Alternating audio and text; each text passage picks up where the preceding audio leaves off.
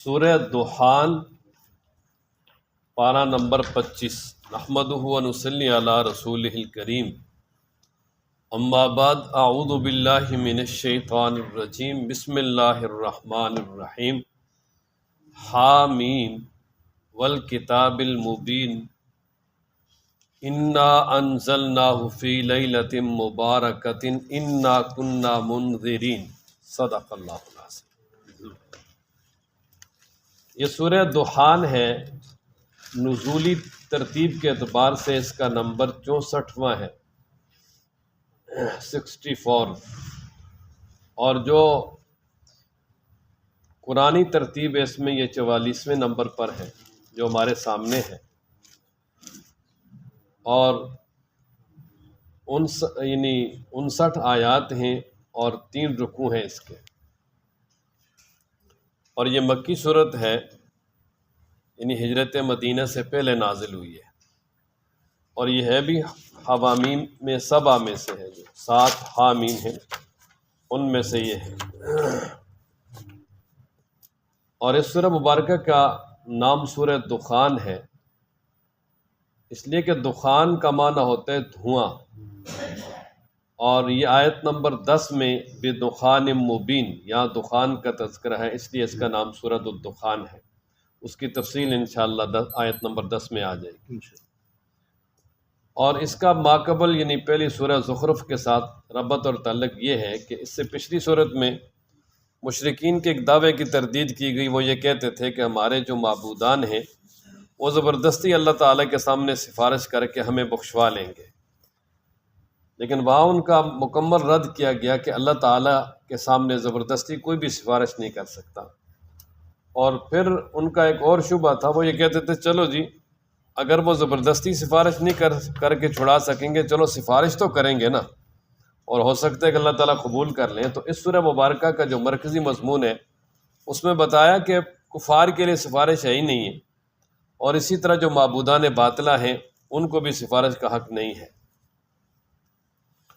اور پھر اس سورہ مبارکہ کا مختصر خلاصہ یہ ہے کہ اس کی ابتدا میں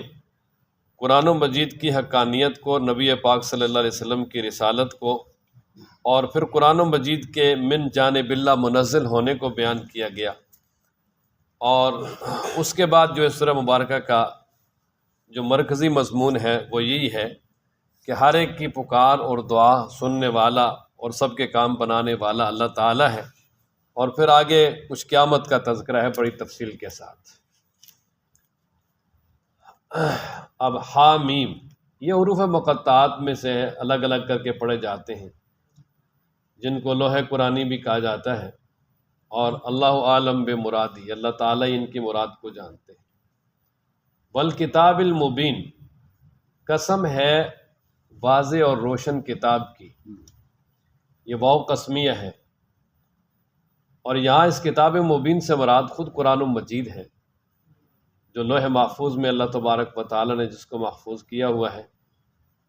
اور پھر اللہ تبارک و تعالیٰ اس قرآن مجید کی قسم اٹھا رہے ہیں کہ والکتاب المبین، کہ قسم ہے کتاب مبین کی، اور جہاں قسم ہو وہاں جواب قسم بھی ہوتا ہے، تو اس کا جواب قسم کیا ہے تو اس بارے میں 2 رائے ہیں۔ ایک تو یہ کہ اس کا جواب قسم محذوف ہے، مقدر ہے، یعنی عبارت میں نہیں، یہ عربی گرامر اور اسی طرح بلاغت کا ایک حصہ ہے۔ المقدر کالمذکور، بعض دفعہ یعنی کسی بھی چیز کو مقدر رکھا جاتا ہے اور وہ اتنی واضح ہوتی ہے کہ وہ جس طرح کہ اس کی اہمیت کو واضح کرنے کے لیے کہ وہ مذکور سے بھی زیادہ واضح ہوتی ہے، اور وہ ہے انک لمن المرسلین، کہ حامیم والکتاب المبین، قسم ہے اس واضح روشن کتاب کی، قسم اٹھا کے کیا کہا جی؟ انک لمن المرسلین، آپ اللہ کے رسولوں میں سے، آپ اللہ کے رسول ہیں۔ جس طرح سورہ یاسین میں یاسین والقرآن الحکیم، وہاں جواب قسم ساتھ ہے انک لمن وہی یہاں پر بھی ہے۔ اور دوسری رائے یہ ہے کہ انا انزلنا، یہ خود جو ہے نا جواب قسم ہے، کہ اللہ فرما رہے ہیں کہ قسم ہے روشن کتاب کی، ہم نے اس کتاب کو جو ہے وہ مبارک رات میں نازل کیا ہے۔ اب مبارک رات سے کیا مراد ہے؟ تو اس میں صحیح قول یہ ہے کہ اس سے مراد لیلۃ القدر ہے، جس کو جو ہے وہ قرآن مجید میں لیلۃ القدر کہا ہے، رمضان المبارک کے آخری عشرہ کی طاق راتوں میں سے ایک، اس لیے کہ اللہ تبارک و تعالی نے قرآن مجید کو اسی رات میں لوح محفوظ سے آسمان دنیا پہ اتارا، اور پھر جو ہے نا وہ آسمان دنیا سے آگے نبی پاک صلی اللہ علیہ وسلم کے قلب اطہر پر 23 سال 2 ماہ 10 دن میں تھوڑا تھوڑا کر کے اتارا گیا۔ تو قرآن مجید کے نزول کے جو ہے نا وہ 2 ادوار ہیں، ایک ہے لوح محفوظ میں جہاں اللہ نے قرآن مجید کو لکھا ہوا ہے، وہاں سے اس کو اتارا آسمان دنیا پر اور ایک جگہ میں محفوظ کیا، اور اس سے لے کر پھر آگے تھوڑا تھوڑا کر کے آپ علیہ السلام کے دل مبارک پہ اتارا گیا۔ اور آسمان دنیا تک جو یہ انزال ہے، انزال کا معنی ایک دفعہ اتارنا، انا انزلناہ فی لیلۃ القدر، ہم نے اس کو لیلۃ القدر میں اتارا، اور یہاں بھی ہے نا انا انزلناہ فی لیلۃ مبارکہ، ہم نے اس کو برکت والی رات میں اتارا، اور اس سے آگے جو ہے نا وہ تنزیل ہے، تنزیل کا معنی ہوتا ہے تھوڑا تھوڑا کر کے اتارنا، انا نحن نزلنا الذکر وَإِنَّا لَهُ لَحَافِظُونَ، اور اسی طرح نزل علی محمد، جو محمد صلی اللہ علیہ وسلم پر تھوڑا تھوڑا کر کے اتارا گیا۔ سب سے پہلے غار حرا میں شروع ہوا اترنا، پھر حضرت صلی اللہ علیہ وسلم جہاں خود موجود ہے وہاں ہی فرشتہ آ رہا ہے، مکہ میں، حنین میں، اور اسی طریقے سے طائف میں، اور پھر مدینہ منورہ میں، پھر یہاں تک کہ آپ صلی اللہ علیہ وسلم جب یعنی حجۃ الوداع کے موقع پر یا فتح مکہ کے موقع پر مکہ مکرمہ بھی آئے، تو وہاں پر بھی جو ہے نا وہ یعنی فرشتہ وحی لے کر آیا اور قرآن مجید کی آیات لے کر آیا، لیکن جو اس موقع کی آیتیں وہ ساری کی ساری مدنی کہلاتی ہیں، کیونکہ ہجرت کے بعد کی ہیں نا۔ تو فرمایا کہ انا بے شک انزلناہ، ہم نے اس قرآن کو نازل کیا، فی لیلۃ مبارکہ، برکت والی رات میں، اور بعض رات نے اس سے یعنی یہ شعبان کی 15ویں رات مراد لی ہے، لیکن جس کو شب برات بھی کہتے ہیں، لیکن قرآن مجید کا جو نزول ہے وہ قرآن مجید میں خود نص قطعی سے ثابت ہے کہ انا انزلناہ فی لیلۃ القدر، اور لیلۃ القدر جو اس کے بارے میں آپ علیہ السلام نے فرمایا کہ رمضان کے آخری طاق عشرہ میں اس کو تلاش کر، یہ بال اتفاقی طور پر وہاں ہی ہے۔ اور باقی جس کو شب برات کہا جاتا ہے، اس میں بہت ساری احادیث ہیں، اگرچہ وہ اتنی مضبوط نہیں ہے، تو اس رات کی فضیلت تو ہے کچھ نہ کچھ، لیکن یہ کہ قرآن مجید اس رات میں نازل ہوا یہ نہیں، قرآن مجید جو ہے نا وہ لیلۃ القدر جو رمضان میں اس میں نازل ہوا ہے۔ فرمایا انا کننا منذرین، اللہ فرماتے ہیں ہم ڈرانے والے ہیں، یعنی ہم اس قرآن مجید کو اتار کر، اور اس قرآن مجید کے جو اتارنے کا جو مقصد ہے وہ یہی ہے کہ جو دنیا والے ہیں ان کو ان کے انجام سے باخبر کیا جائے، اور ان کی گمراہی اور جو ان کے برے اعمال ہیں یعنی ان کی سزا بتا دی جائے، تاکہ وہ سے اپنے آپ کو جو ہے وہ بچا لیں۔ منذر، انذار، انذار کا معنی ہوتا ہے شفقت کے طور پر کسی کو ڈرانا اور کسی کو جو ہے اس کے برے انجام سے باخبر کرنا۔ ایک ہے نا دھمکی، کہتے یہ کام کرو گے تو ٹھیک ہے ورنہ مار دوں گا، ایک ہے انذار۔ انذار کا مطلب یہ کہ کوئی آدمی کسی سے کہتا ہے یار اس راستے میں نہیں جانا، آگے ڈاکو کھڑے آپ کو نقصان پہنچا دیں گے، یہ انذار ہے۔ تو جو اللہ کے رسول ہیں ان کی ایک صفت نذیر بھی ہے نا، انذار، نذیر، ڈر سنانے والا، یعنی برے انجام سے باخبر کرنے والا۔ تو اللہ تعالیٰ فرما رہے ہیں کہ انا کننا، بے شک ہم ہی، منذرین، ڈر سنانے والے ہیں، یعنی لوگوں کو ان کے برے انجام سے اپنے رسول بھیج کر جو ہے اس سے باخبر کرنے والے ہیں، تاکہ اپنے برے انجام کو یہ سامنے رکھتے ہوئے برے کاموں سے بچ جائیں اور اچھا انجام ہو ان کا۔ فیہا یفرق کل امر حکیم، اچھا اب یہ کہ اللہ تعالیٰ فرما رہے ہیں کہ اس رات میں جو عام معاملے ہیں ان کے فیصلے کیے جاتے ہیں۔ تو اصل بات یہ ہے کہ اللہ تبارک و تعالیٰ کے ہاں جو امور پہلے سے طے شدہ ہیں کہ یہ کام اس سال میں ہونے ہیں، جو اللہ تعالیٰ نے ازل سے لوح محفوظ میں لکھ رکھے ہیں، اور اسی طرح ہر انسان کے پیدائش سے پہلے ہی جو بہت سارے کام، اس کا رزق، اس کی موت وغیرہ، اس کا نیک بخت ہونا بدبخت ہونا یہ سب لکھ دیا جاتا ہے۔ وہ سارے امور جو اللہ تعالیٰ کے ہاں پہلے سے جو لکھے ہوئے ہیں، ان امور کو اس رات میں جو ان امور پر مقرر فرشتے ہیں ان کے حوالے کیا جاتا ہے، جو ڈیوٹی پہ مامور فرشتے ہیں ان کے حوالے کیا جاتا ہے، تاکہ وہ اپنے جتنے بھی کام انہوں نے آئندہ سال میں سر انجام دینے ہیں، بڑے بڑے کام،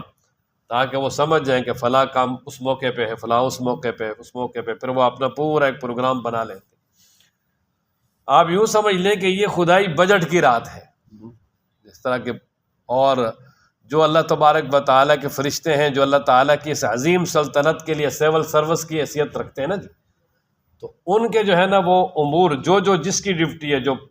بادلوں پر ہے، اس سال اتنے بادل برسنے ہیں، اور اسی طرح اس سال جو ہے نا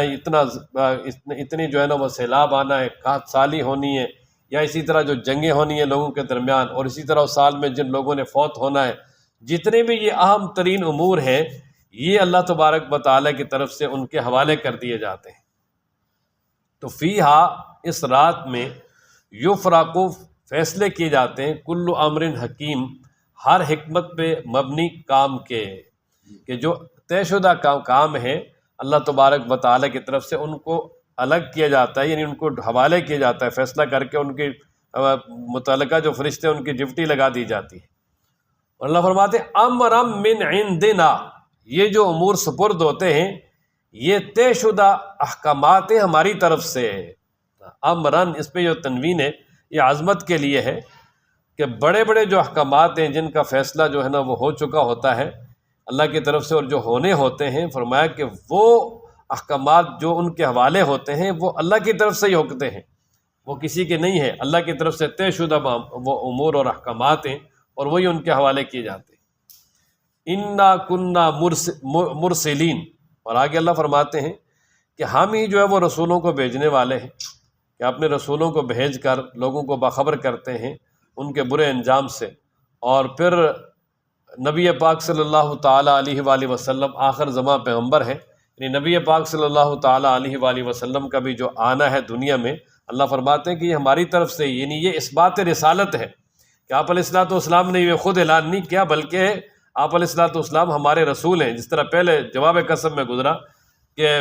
انک لمن المرسلین، تو یہاں بھی فرمایا کہ انا کننا مرسلین، ہم ہی رسولوں کو بھیجنے والے ہیں، یعنی جتنے بھی رسول آئے ہیں آدم علیہ الصلوۃ والسلام سے لے کر جناب نبی کریم صلی اللہ علیہ وسلم سمیت سارے کے سارے اللہ کی طرف سے بھیجے گئے ہیں۔ اور فرمایا کہ رحمتم من ربک، یہ رحمتیں آپ کے رب کی طرف سے ہے، کہ جو اللہ کے رسول ہیں یہ اللہ کی طرف سے رحمت ہیں۔ وجہ یہ ہے کہ وہ رسول برے انجام سے آ کر جو ہے نا وہ باخبر کرتے ہیں، تو ظاہر ہے کہ اس سے بڑی رحمت اور کیا ہو سکتی ہے کہ انسان کو پہلے ہی پتہ چل جائے کہ یہ کام میرے لیے نقصان دہ ہیں، اور ان سے اپنے آپ کو بچا لیں۔ اور پھر آخر زماں پیغمبر، وہ تو سراپا رحمت ہیں، اللہ تعالیٰ نے فرمایا وما ارسلناک الا رحمۃ للعالمین، کہ ہم نے تو آپ کو یعنی تمام جہانوں کے لیے رحمت بنا کے بھیجا ہے۔ اور پھر اسی طرح فرمایا کہ یعنی رحمت من رب کا، اس کا تعلق ان احکامات سے بھی ہے کہ وہ جو سارے کے سارے فیصلے ہیں جو اللہ تعالیٰ کی طرف سے یعنی طے شدہ ہیں، وہ بھی اللہ تبارک و تعالیٰ کی طرف سے بڑی رحمت ہے بندوں کے لیے۔ انہ هو السمیع العلیم، اور بے شک فرمایا کہ وہی اللہ تعالیٰ سننے والا جاننے والا ہے، تاکہ بندے اسی کو پکاریں۔ اور علم بھی ساری کی ساری چیزیں اس کے علم میں، وہ جانتا ہے کہ کس کو کیا دینا ہے اور کس میں کیا لیاقت اور کیا جو ہے وہ صلاحیت ہے، اس کے مطابق اللہ تعالیٰ اس کو استعمال کرتے ہیں، اس کو چلاتے ہیں۔ رب السماوات والارض، ہاں فرمایا کہ وہ اللہ تعالیٰ جو سمیع علیم ہے، وہ 7 آسمانوں زمینوں اور ان کے درمیان جو کچھ ہے ان سب کا رب بھی ہے، یعنی ان سب کو کا پالن ہار ہے۔ یعنی مطلب یہ بتا دیا نا کہ ربوبیت عامہ جو ہے وہ اللہ تبارک و تعالیٰ ہی کی ہے۔ اور پھر فرمایا کہ ان کنتم موقنین، اگر تم یقین رکھتے ہو۔ اچھا، اب یہ کہ اس سے پہلے فرمایا نا کہ انا کننا مرسلین، ہم رسولوں کو بھیجنے والے ہیں، اور یہ اللہ کی طرف سے رحمت ہے، بے شک وہی سننے والا جاننے والا ہے۔ پھر فرمایا کہ اللہ آسمانوں اور زمینوں اور ان کے درمیان کا رب ہے۔ تو اصل میں رب کا معنی ہوتا ہے نا تربیت کرنے والا۔ تو تربیت جس طرح اللہ تعالیٰ انسان کی ظاہری جسمانی تربیت فرماتے ہیں، اسی طرح اللہ تعالیٰ روحانی بھی تربیت کرنے والے۔ تو یہ جو روحانی تربیت کے لیے فرمایا نا انا کننا مرسلین، ہم اپنے رسول بھیجتے ہیں، اور ان رسولوں کے بارے میں تم کوئی کسی قسم کا شک نہ رکھو، اس لیے کہ یہ رسولوں کا بھیجنا بھی یہ انسانی تربیت کا حصہ ہے، کہ جس طرح انسانی جسمانی تربیت ہے، روحانی بھی تربیت ہے، تو روحانی تربیت کا اللہ تعالیٰ نے انتظام کیا ہے رسولوں کے ذریعے، اور پھر ان پہ جو ہے اپنے کلام نازل کر کے۔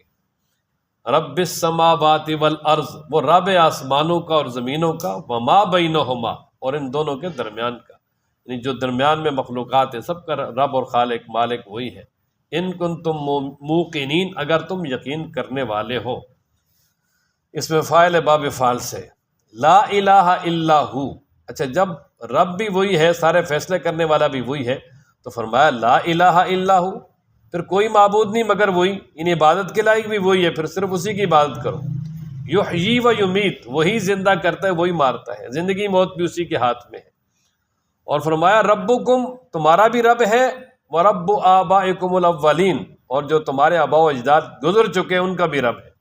یعنی اللہ تعالیٰ نے بتا دیا مشرکین کو کہ تم بھی اور تمہارے آباء و اجداد یہ غلطی پر تھے، کہ تم بھی سمجھتے ہو کہ ہمارے جو ہے نا وہ رب، اور اسی طرح ہمارے الہ، یہ ہمارے معبودان باطل ہیں، وہ بھی یہی سمجھتے تھے، تو یہ سارے تم غلطی پر ہو، تمہارا اور تمہارے آباء و اجداد کا رب صرف ایک ہے، وہ ہے اللہ تعالیٰ ہی۔ بل ہم فی شک یلعبون، اب آخر میں فرمایا کہ اتنے واضح دلائل کے بعد اب مشرکین جو ہے ان کو سمجھ جانا چاہیے، لیکن مشرکین نے شروع سے ہی اپنا ایک وتیرہ بنا لیا ہے کہ جب بھی ان کے سامنے قرآن و مجید پیش کیا جائے اور قرآن و مجید پڑھا جائے، اللہ کے آیات ان کے سامنے پیش کی جائے، تو بجائے اس کے کہ اس کو مانیں اور اس کو سمجھیں اور اس پر عمل کریں، فرمایا وہ آگے سے اس میں شک و شبہ اور غلط قسم کی حجتیں نکالنا شروع کر دیتے، بلکہ وہ توجہ کے ساتھ صحیح طریقے سے سنتے بھی نہیں اور صحیح طریقے سے اسے اپنے یعنی دلوں میں اتارتے بھی نہیں، بلکہ وہ اس طرح یعنی جو ہے نا وہ سنتے ہیں جس طرح کہ وہ کھیل رہے ہیں۔ یعنی کھیل رہنے کا مطلب یہ ہے کہ یعنی جس طرح کوئی آدمی کھیل تماشا میں لگا ہو اور اس سے کوئی آدمی کوئی بات سمجھانا چاہے تو وہ اس کی طرف توجہ نہیں کرتا، توجہ سے وہ بات نہیں سنتا، وہ اپنے اسی کھیل تماشے کی طرف ہی جو ہے نا وہ لگا رہتا ہے۔ تو فرمایا کہ مشرکین کی بھی یہی حالت ہے، یعنی وہ سنجیدگی کے ساتھ کوئی بات لینے کے لیے تیار ہی نہیں ہے۔ ظاہر ہے جب کسی آدمی کے اندر سے سنجیدگی ختم ہو جائے تو پھر وہ کوئی بات سمجھے گا نہیں، سنجیدہ بات اس کے اندر جائے گی نہیں، جب نہیں جائے گی تو پھر وہ نقصان اٹھائے گا۔ تو فرمایا نا بل ہم، بلکہ وہ فی شک کی، شک میں یلعبون، کھیل رہے ہیں، کہ وہ قیامت کے مسئلے میں بھی، اللہ کی توحید کے مسئلے میں بھی، انبیاء کی رسالت کے مسئلے میں فرمایا وہ شک میں ہیں اور گو مگو کی کیفیت میں ہے، کوئی ان کا جو ہے نا وہ یقینی اور مضبوط نظریہ نہیں ہے۔ اس لیے فرمایا کہ اب آپ نے ان تک حق پہنچا دیا ہے، تو اب اگلی آیات میں فرمایا کہ اب وہ اگر نہیں مانتے تو پھر انتظار کریں پھر ان کے ساتھ کیا ہوتا ہے، اور اس کی تفصیل پھر آگے آ رہی ہے۔ اللہ تعالی ہم سب کو قرآن پڑھنے، سمجھنے، عمل کرنے کی توفیق عطا فرمائے۔